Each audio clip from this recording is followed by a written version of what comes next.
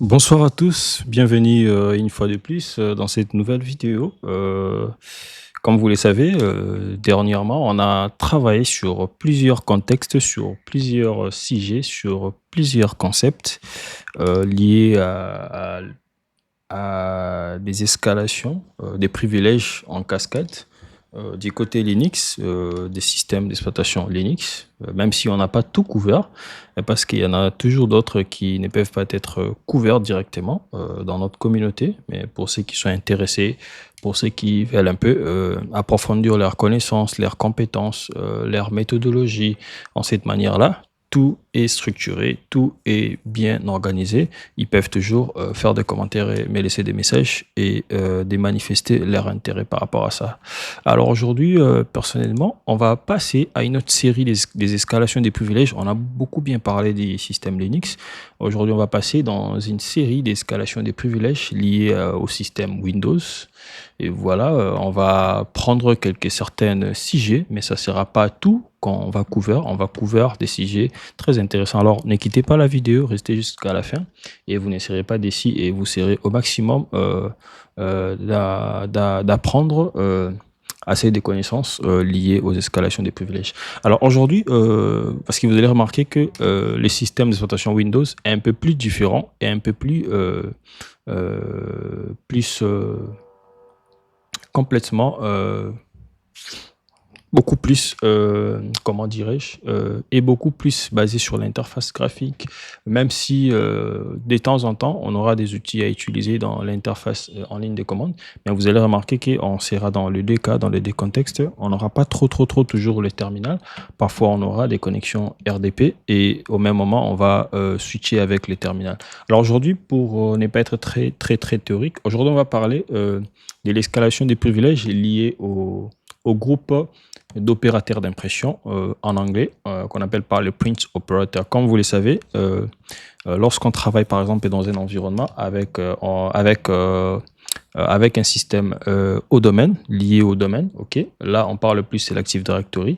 Il y a toujours des groupes et des privilèges à laquelle sont attribués des utilisateurs ou sont ajoutés des utilisateurs ou des objets et des stratégies des groupes et autres. Alors voilà. Par exemple, je prends un contexte à laquelle on a un serveur d'impression, ok.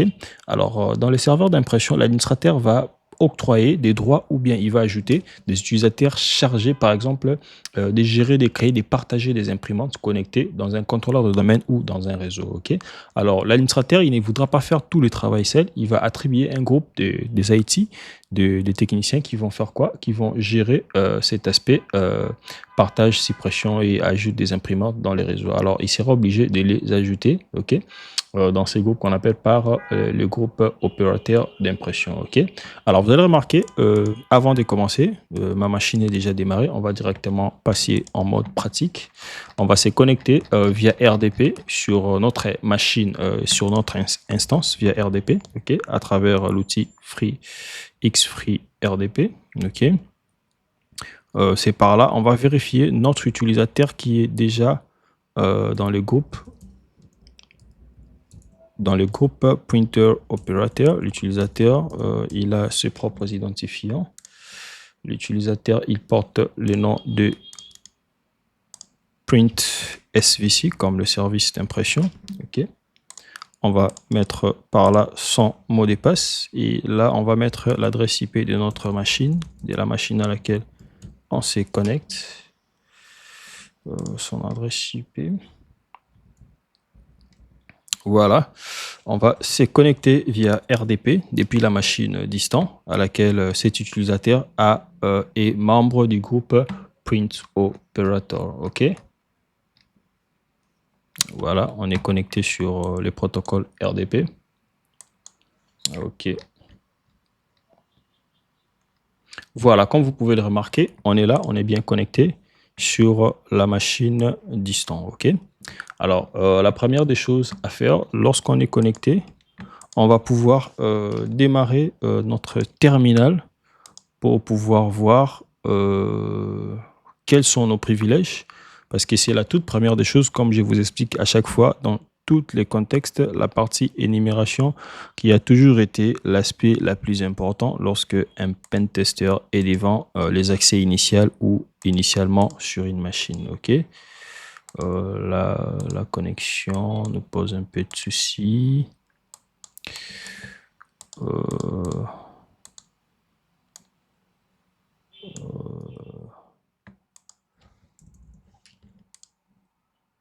On va relancer le RDP.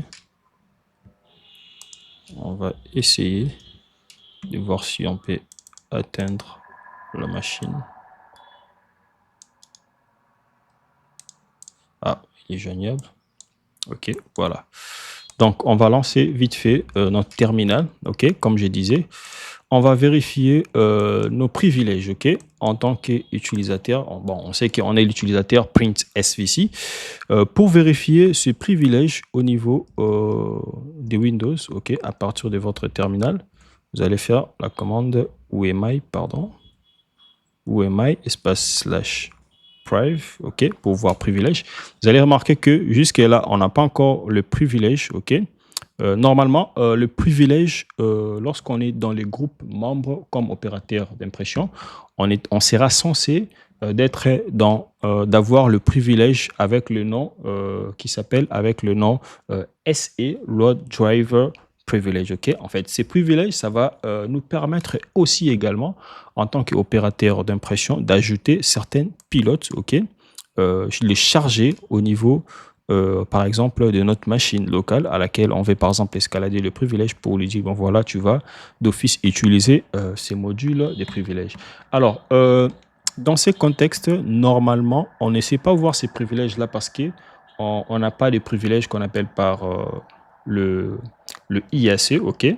Le IAC, ça va nous permettre d'utiliser vraiment, réellement, le privilège à laquelle cet utilisateur a accès normalement comme étant administrateur. Alors, vu que l'utilisateur n'est pas administrateur, mais il pourra lancer le terminal comme étant membre groupe, ok, des opérateurs d'impression. Donc, ça veut dire qu'il pourra lancer le terminal, ok, comme étant l'utilisateur, lui-même cet utilisateur, pour pouvoir bénéficier, pour pouvoir voir élever, pas élever le privilège comme étant un administrateur, mais comme étant lui-même l'utilisateur, qui est le print SVC. On va mettre ses identifiants.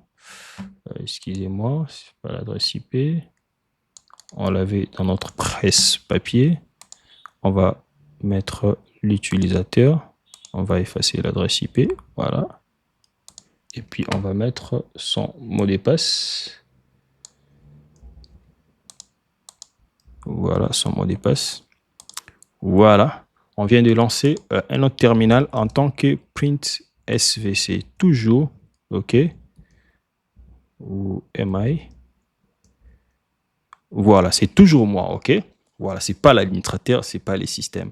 C'est pour qu'on ne puisse pas avoir des confusions pour pouvoir comprendre les contextes à laquelle nous travaillons, ok. Alors voilà, là maintenant, si je refais la commande wmi / priv comme privilege, ok, voilà, vous pouvez remarquer que le privilège SE, ok, le privilège, on va carrément l'agrandir, c'est ce qu'on a besoin. Le privilège SE Load Drive Privilege est maintenant est à Paris, ok. Voilà, mais vous allez remarquer dans les states, dans l'état, ces privilèges est désactivé. Alors, on sera dans un challenge de pouvoir l'activer, ok. Voilà, donc on va d'abord l'activer. Donc, on va d'abord pouvoir l'activer, ok. Alors, pour être plus productif, je dis directement uploader tous mes outils nécessaires, ok, à laquelle on aura à escalader le privilège dans cette machine. Alors, pour vérifier qu'on n'a pas des droits, ok, jusqu'à là d'administrateur, on va d'abord essayer de revenir à notre disque C. On va essayer d'accéder au dossier user, ok, pour vérifier qu'on n'a pas accès, ok. On va voir quels sont les dossiers. On a le dossier administrateur et le mien. On va essayer d'accéder dans les dossiers administrateurs. OK. Administrateur. comme vous pouvez le voir, j'ai l'accès deny. OK? Voilà, donc c'est-à-dire jusque-là, je n'ai pas d'accès dans l'ensemble de la machine, donc surtout dans les dossiers administrateurs. On va clear notre écran. On va les rendre plus propres. On va encore rappeler un peu nos privilèges. OK. On va rappeler nos privilèges. Voilà, on sait bien qu'on a le privilège SE, Load Drive. OK. Alors, qu'est-ce qu'on va faire? On doit d'abord l'activer pour pouvoir exploiter cette vulnérabilité. OK. Voilà. Alors, comme vous pouvez le remarquer, la première des choses que nous allons faire, OK, nous allons pouvoir accéder dans notre dossier où nous avons nos outils. OK. Dans notre dossier, on a tous les outils nécessaires. On va cleaner notre écran. OK. On va refaire dire. On a le Capcom. Normalement, on est censé télécharger ces fichiers-là. OK. On doit les télécharger. Pour les retrouver, il faut aller sur GitHub. Vous faites des recherches sur Google. OK. Vous téléchargez ces drivers malveillants. Vous téléchargez également ces binaires, OK, en Windows. Vous allez voir l'utilité. Vous téléchargez également, vous allez trouver tout le reste.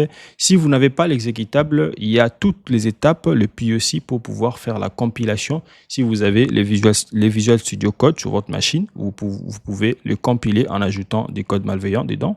Et puis, vous allez avoir tout le reste des fichiers pour la partie exploitation. OK?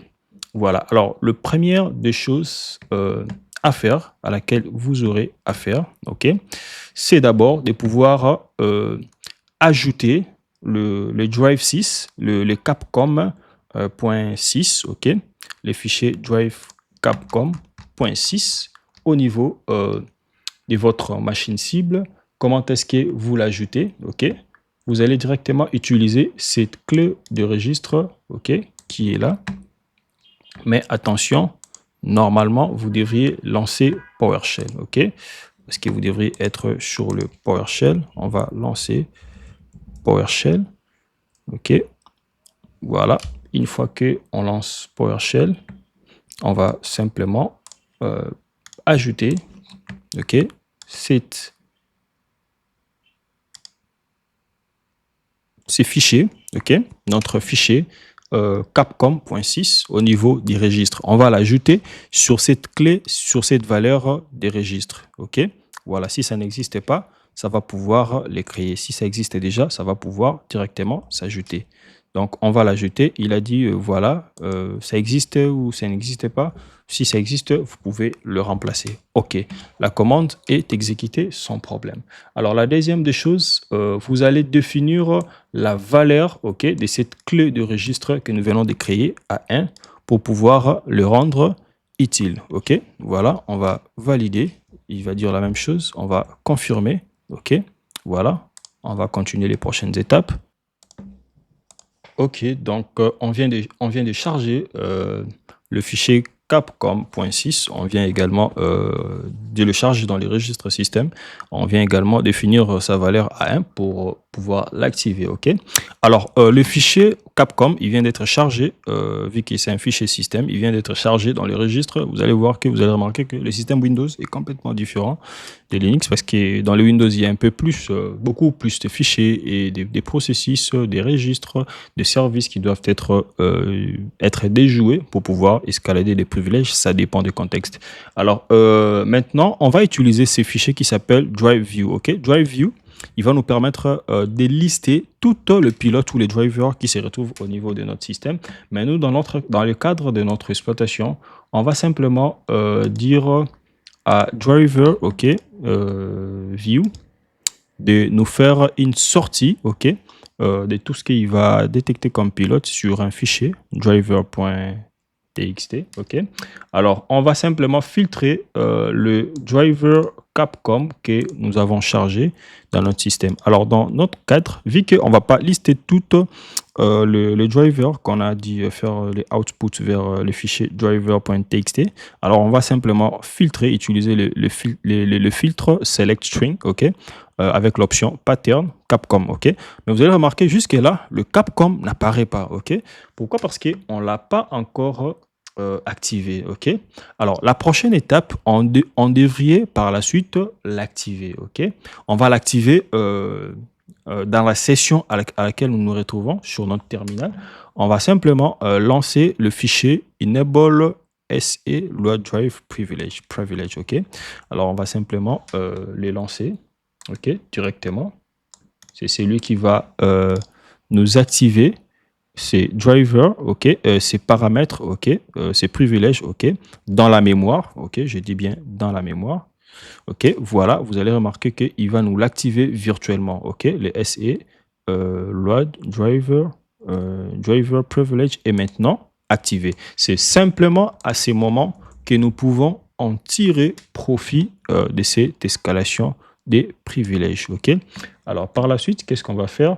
On va maintenant revenir à la commande driver, ok, toujours dans la même sortie, on va les relancer.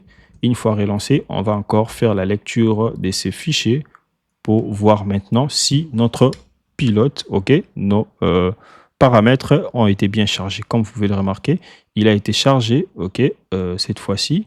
Il est maintenant visible, il est maintenant activé, ok. Et puis, il a été chargé par cet emplacement à laquelle ça contient notre fichier.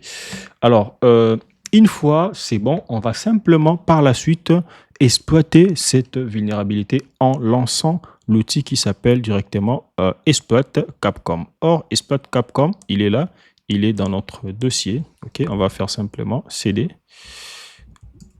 Ce sont des binaires que j'ai déjà eu à télécharger, ok, au niveau de notre machine cible, ok, dans les dossiers tools. Et par la suite, on va voir qu'est-ce qu'il y a. Est-ce qu'il y a le fichier? Voilà. On va utiliser le fichier binaire qui est là, ok, qui a déjà été compilé. Et puis, on va simplement dire lance, ok. On va simplement lancer. On va tabuler. On va simplement le lancer. Une fois lancé, notre exploitation, ok, vient d'être lancée et le shellcode a été exécuté. Les jetons a été bien volé avec succès et le shell système a été lancé, ok. Ici, si je prends notre nouveau shell qui a été lancé, on va vérifier si ça a été lancé comme qui. On va faire who am I d'abord. Who am I, comme vous pouvez le voir ici, nous sommes NT Authority System. Nous sommes comme étant utilisateur système. Vous voyez à quel point c'est très dangereux, ok. Alors si je fais who am I /priv, vous allez voir que j'ai beaucoup d'autres privilèges, ok. Alors ça veut dire que je suis maintenant administrateur système, ok. Donc là je peux maintenant aller accéder dans les dossiers administrateur au niveau du sous-dossier, ok, user, et puis cd administrator. Voilà. Ah, je vais mal écrit avec dt. Voilà, là je suis dans les dossiers administrator. Donc j'ai bel et bien maintenant le privilège de faire tout ce que je veux au niveau du système. Merci, je crois que cette vidéo vous a été très utile. N'oubliez pas de liker, de vous abonner et de me laisser savoir ce que vous en pensez. Et c'était bel et bien votre humble serviteur. N'oubliez pas de vous abonner, partager au maximum. Et merci et à bientôt pour la suite de ces séries d'escalation des privilèges Windows.